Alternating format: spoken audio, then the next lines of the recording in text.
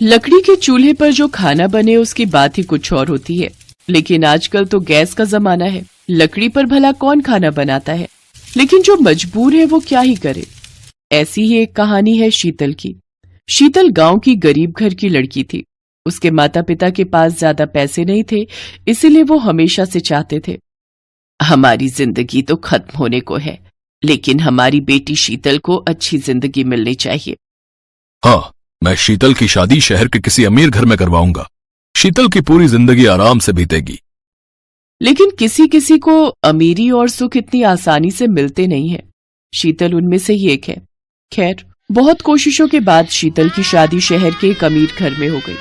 उसके पति का नाम प्रफुल्ल था और उन लोगों का फैमिली बिजनेस था। प्रफुल्ल और उसका बड़ा भाई महेंद्र दोनों मिलकर फैमिली बिजनेस चलाते थे। उनकी मां जानकी देवी बहुत ही गुस्से वाली औरत थी। पहले ही दिन जानकी देवी ने शीतल से कहा, देखो छोटी बहू, मुझे पता है कि तुम गरीब परिवार से हो। पता नहीं तुम्हारे घर में क्या होता था। हमारे यहाँ हर रोज दोपहर और रात को 10 तरह के पकवान बनते हैं। जी माँ जी। तुम्हें वो खाना बनाना होगा, बना लोगी ना? जी माँ जी। शीतल रसोई में चली गई। वहां उसकी जेठानी कोकिला इंतजार कर रही थी। दीदी, हमें क्या क्या बनाने हैं? हमें नहीं बेवकूफ, तुझे बनाने हैं। ये ले लिस्ट और काम पर लग जा। मैंने बहुत खाना बनाया है, अब से खाना बनाने की जिम्मेदारी तेरी है। शीतल के हाथों जिम्मेदारी सौंपकर कोकिला आराम करने चली गई। शीतल अपने मायके में लकड़ी का चूल्हा इस्तेमाल करती थी, लेकिन यहाँ गैस था। पहले तो शीतल को थोड़ी सी दिक्कत हुई, लेकिन कुछ ही मिनट में उसने अपने आप को संभाल लिया और 2 घंटे के अंदर बहुत सारा खाना बनाकर टेबल पर रख दिया। जानकी बहुत खुश हुई। अरे वाह बहू, तुमने बहुत कम समय में खाना बना लिया। बड़ी बहू तो खाना बनाने में बहुत समय लगा देती थी। ऊपर से खाना बहुत स्वादिष्ट भी था। जानकी और प्रफुल्ल दोनों शीतल की तारीफ करने लगे। वाह शीतल, मानना पड़ेगा, तुम्हारे हाथों में जादू है। अब लग रहा है कि तुम्हें इस घर की बहू बनाकर एक अच्छा काम किया है। शीतल को लगने लगा कि अब उसके नसीब में सिर्फ सुख और खुशी ही है, लेकिन उसे नहीं पता था कि जानकी के मुंह से उसकी तारीफ सुनकर उसकी जेठानी मन ही मन जल रही है। बहुत तारीफ कर रही है बुढ़िया, बस इस बुढ़िया की मौत हो जाए, उसके बाद मजा चखाऊंगी सबको। कोकिला और महेंद्र ने सारा प्लान पहले ही तैयार करके रखा था। 1 महीने बाद अचानक से जानकी की तबीयत पूरी तरह से बिगड़ गई और उसे अस्पताल में भर्ती करवाना पड़ा। लेकिन कुछ फायदा नहीं हुआ, जानकी की मृत्यु हो गई। महेंद्र और कोकिला इसी पल का इंतजार कर रहे थे। वो दोनों प्रॉपर्टी और बिजनेस हड़पने के लिए फेक कागजात तैयार करके ही बैठे थे। जानकी के अंतिम संस्कार के तुरंत बाद महेंद्र ने प्रफुल्ल से कहा, प्रफुल्ल, माँ ने सब कुछ मुझे लिख दिया है। अब से हमारा बिजनेस, ये घर, सब कुछ मेरा है। ये सुनकर प्रफुल्ल की रूह कांप उठी। अब ये क्या कह रहे हो भैया? माँ ने ऐसा कब किया? तुम झूठ बोल रहे हो। अच्छा, झूठ बोल रहा हूं तो फिर ये क्या है? महेंद्र ने फर्जी कागज दिखाया। प्रफुल्ल ने कहा, ये फर्जी है, आप झूठे हो। ठीक है, फर्जी है तो कोर्ट में केस करके वापस ले ले सब कुछ। तब तक इस घर से बाहर निकल। महेंद्र और कोकिला ने प्रफुल्ल और शीतल को घर से निकाल दिया। प्रफुल्ल को समझ में नहीं आ रहा था कि उसके साथ ये हुआ क्या है। शीतल, ये क्या हो गया? हम तो रास्ते पर आ गए, अब क्या होगा? केस करने के लिए पैसे चाहिए, लेकिन बैंक अकाउंट भी तो भैया के नाम पर है। आप चिंता मत कीजिए जी, सब कुछ ठीक हो जाएगा। कैसे ठीक होगा शीतल? सब कुछ बर्बाद हो गया, हम रहेंगे कहाँ, खाएंगे क्या? प्रफुल्ल पूरी तरह से टूट गया। उसे गरीबी की आदत नहीं थी, लेकिन शीतल तो बचपन से गरीबी में ही जी रही थी। वो प्रफुल्ल को लेकर शहर के मेन रोड के पास वाली बस्ती में रहने लगी। शीतल, आज तुम ना होती तो मेरा क्या होता? मैं तो मर ही जाता। ऐसा ना कहिए जी, मैं आपको मरने नहीं दूंगी। रुक जाइए, मैं कुछ खाना बनाती हूँ। खाना बनाने के लिए चावल दाल कुछ तो चाहिए, वो सब कहाँ से मिलेगा? बस्ती के गरीब लोग अमीरों के जैसे खुदगर्ज नहीं होते हैं, उनसे सब कुछ मिल जाएगा। मुझे लकड़ी का चूल्हा जलाने की आदत है। आप बैठिए, मैं सब कुछ करती हूँ। लेकिन खाना बनाओगी कैसे? यहाँ तो गैस सिलेंडर नहीं है। शीतल ने लकड़ी का चूल्हा बना लिया और फिर उस चूल्हे पर दाल चावल और आलू का चोखा बना लिया। अरे वाह, स्मेल तो बहुत अच्छी आ रही है। प्रफुल्ल ने पहला निवाला मुंह में दिया तो उसके होश उड़ गए। दाल चावल इतने स्वादिष्ट बनते हैं, ये मुझे पता नहीं था। इसमें लकड़ी के चूल्हे की एक स्मेल है जिसकी वजह से खाना और भी अच्छा लग रहा है। प्रफुल्ल ने दाल चावल और चोखा पेट भरकर खाया और फिर काम की तलाश में चला गया। कुछ महीने मजदूरी करने के बाद उसने कुछ पैसा जमा कर लिया और फिर एक वकील को बुला लिया। वो वकील प्रफुल्ल की झोपड़ी में आया और केस की बातें करने लगा। उस वकील की फीस सुनकर प्रफुल्ल ने कहा, वकील साहब, मैं अभी इतना पैसा तो नहीं दे सकता। फिर तो जीतना मुश्किल है। ठीक है, काम की बात तो होती रहेगी। वैसे वकील साहब, खाना खा लीजिए। शीतल ने वकील साहब को लकड़ी के चूल्हे पर बनाया हुआ मुर्गा खिलाया। खाना खाकर वकील इतना खुश हुआ कि वो मुफ्त में केस लड़ने के लिए राजी हो गया। उसने कहा, भाई वाह, ऐसा खाना मिलता रहेगा तो मैं मुफ्त के केस लड़ लूंगा। और भाभी, आप यहाँ क्या कर रही हो?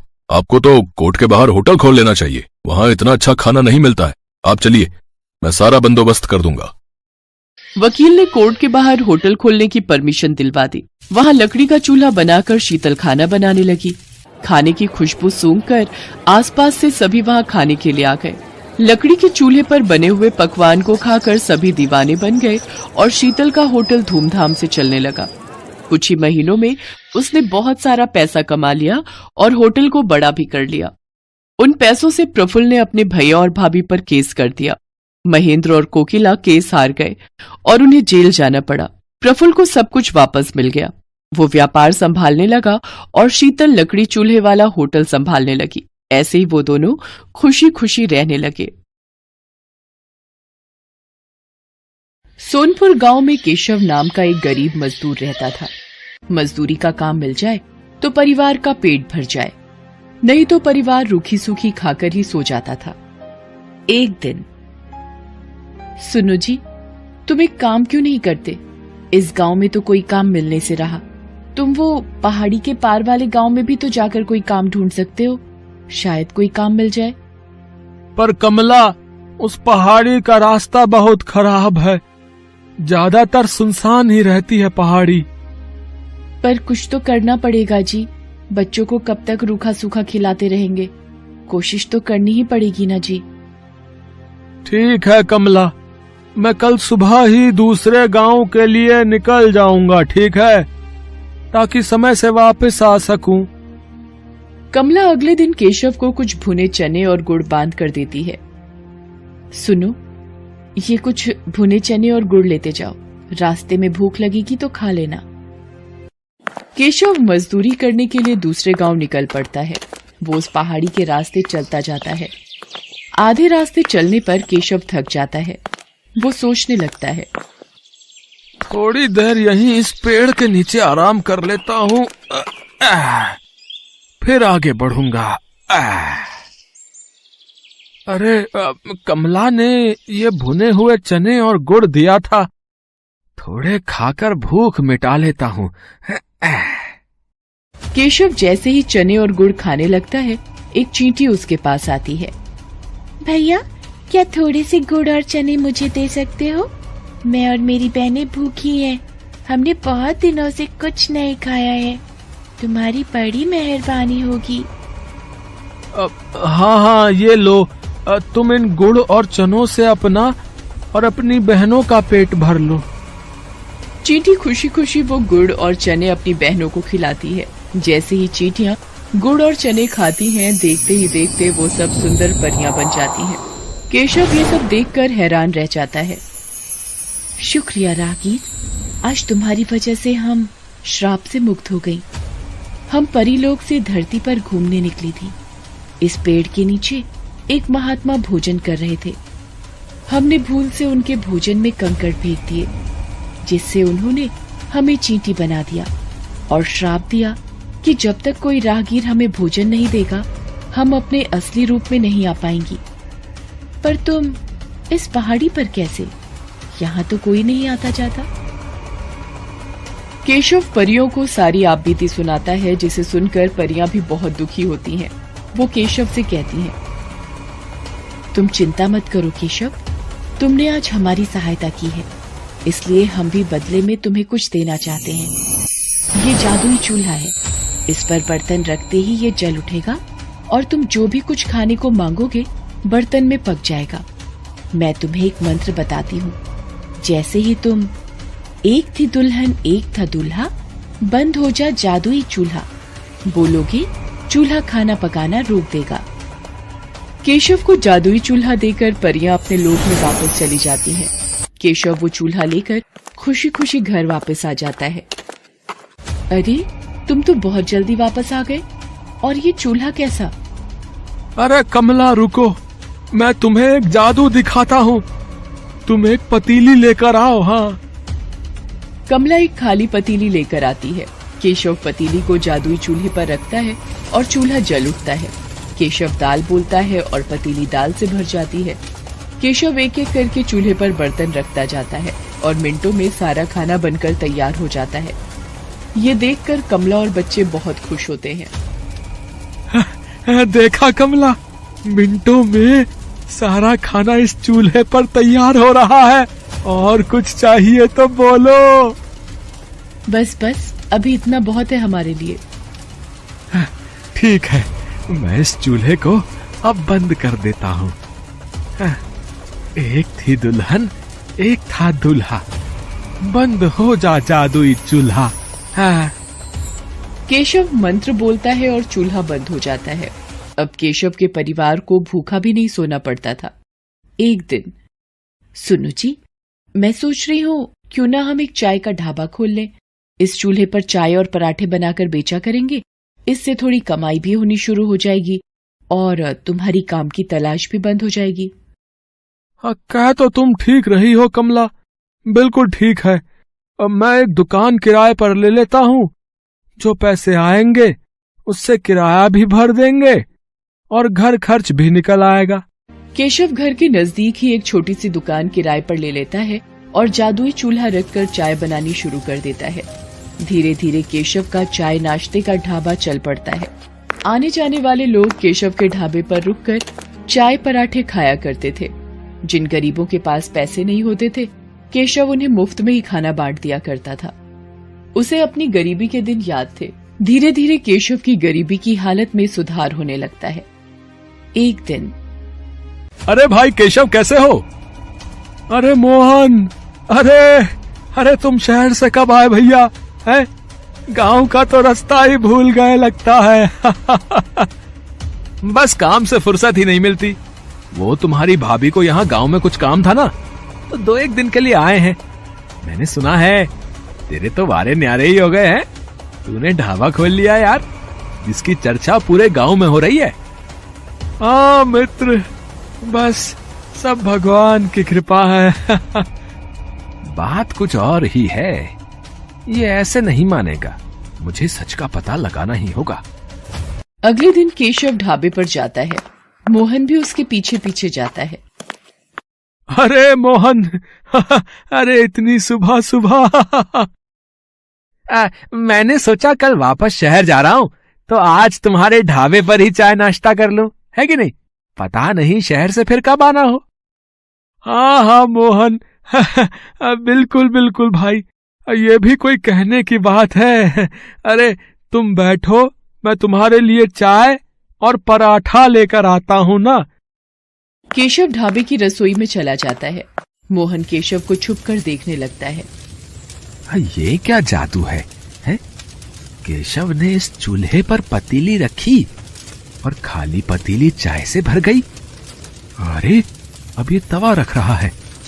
ये क्या, पराठा भी बन गया? ये तो कोई जादुई चूल्हा है। अच्छा, तो ये बात है। तभी कहूं, ये रूखी सूखी खाने वाले ने ढाबा कैसे खोल लिया? ये चूल्हा वैसे मेरे पास होना चाहिए, मैं इसे चुरा लेता हूँ। हाँ। शाम को जब केशव घर लौट जाता है, मोहन रात के वक्त चूल्हा चुराकर पत्नी के साथ शहर भाग जाता है।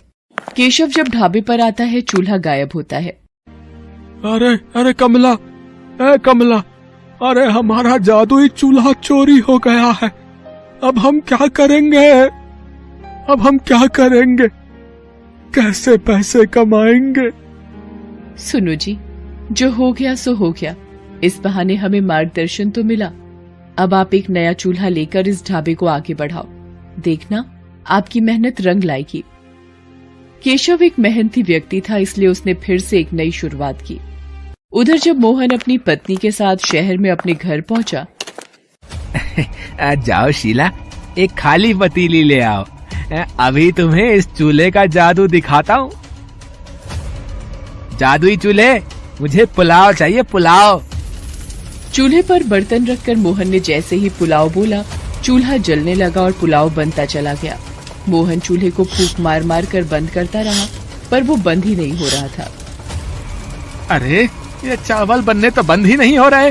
अरे ऐसे तो पूरा कमरा भर जाएगा, हम दोनों चावल के ढेर में दबकर मर जाएंगे।